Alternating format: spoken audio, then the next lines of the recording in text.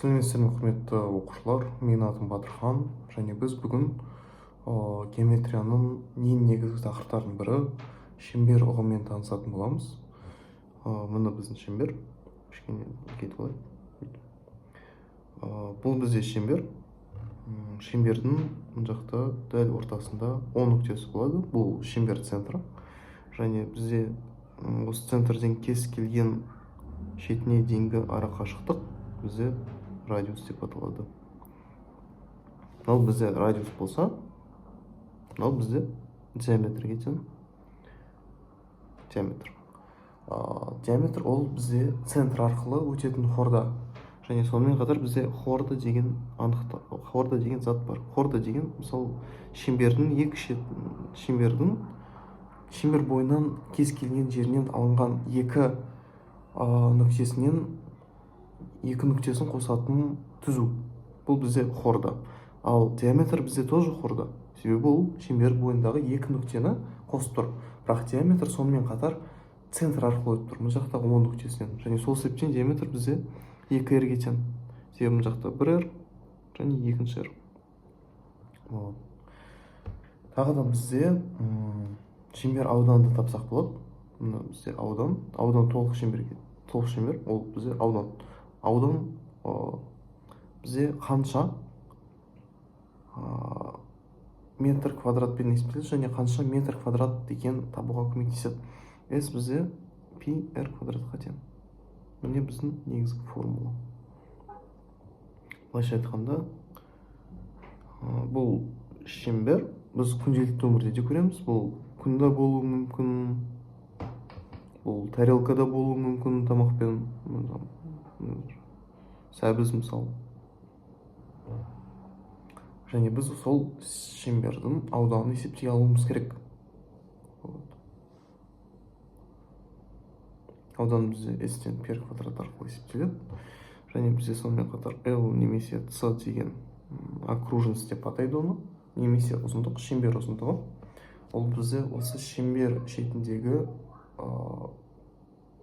ұзындық. Мынау мен сізіп отқаным, ол шеңбер ұзындығы. Ол бізде 2πr арқылы есептеледі, немесе πd.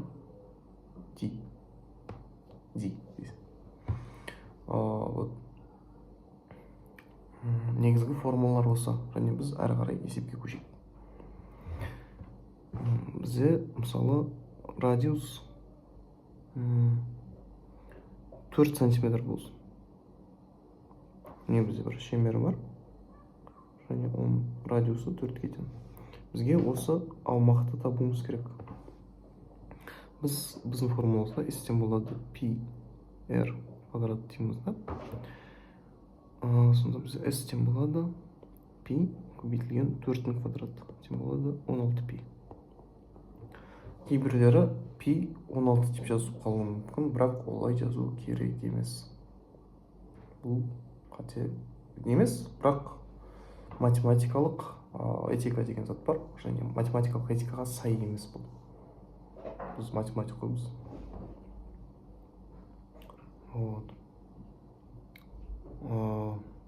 Тағы да бір есеп шығарып көрейік. Радиус енді 10-ға тең дей салайық.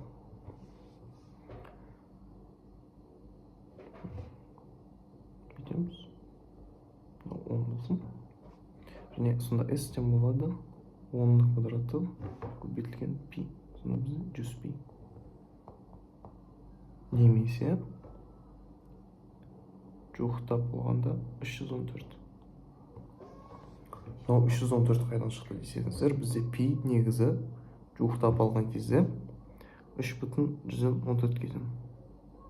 Пи жалпы өзі өте баяғы заманнан бері келе жатыр. Біздің заманымызға дейін шамамен 2-ші 100 жылдықтан бері, қателеспесем, Пифагор ма оны шығарған. Шамамен 10 шақты санын дәл тапқан, бірақ уақыт өте келе пи саны шексіз екенін тапқан. Сонымен қатар бізде тағы қандай есептер болуы мүмкін? Бізде, мысалы, радиус 4 есе кемісе, аудан қалай өзгереді деп сұрауы да мүмкін деп деген сияқты есептер көп, бірақ біз оларды шығара алуымыз керек. Мысал ретінде радиус басында бізде 4К тең болсын деп алайық, және сонда S тең болады бізде 16π-ға. Енді бізде радиус R1 деп алайық, S1 деп алайық, және 4 есе кемсе R1 бізде 1-ге тең, сонда S тең болады 1 көбейтілген π, сонда бізде π-ға тең болады. Және мынау S2, мынау R2 қателес қаппын. Және біз анықтау мақсатында S2-ні S1-ге бөлеміз. Сонда бізде 16π бөлінген π десек, бұл қателес қаппын. Бүйтеміз.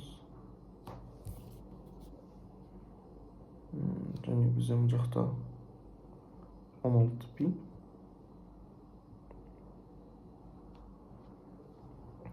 Мынау екеуі қысқарады. Бізде мұн жақта негізі бар 1 бар, сонда бізде 1-ден 16 шығады. Және бізде осы сан 1-ден кішкентай болғандықтан біз оны азайды деп аламыз. Азайды. Және осылай мысал қойып тауып алуымыз керек. Тауып ала аламыз, бірақ дегенмен негізі осындай есептерді осылай шығару керек. Бізде S1 тең болады π R квадрат деп алсақ, S2 бізде π R 4 есе кемігендіктен R бөлінген 4 деп аламыз, және сыртына квадрат қосып жібереміз. Сонда бізде π R квадрат бөлінген 4-тің квадраты 16-ға тең болады. Сонда бізде 16 есе азайды. Бізде 16 бар, және бізде сонда 16 есе азайды. Сонда біз осындай есептер келісетін болса, онда біз 1-ден шығарып тастай аламыз. Мысалы, бізде 3 есе кеміді десе, біз 3-тің квадратын ала саламыз, біз 19 деп аламыз. Немесе 4 есе көбейді десе, 4 есе ұзартылды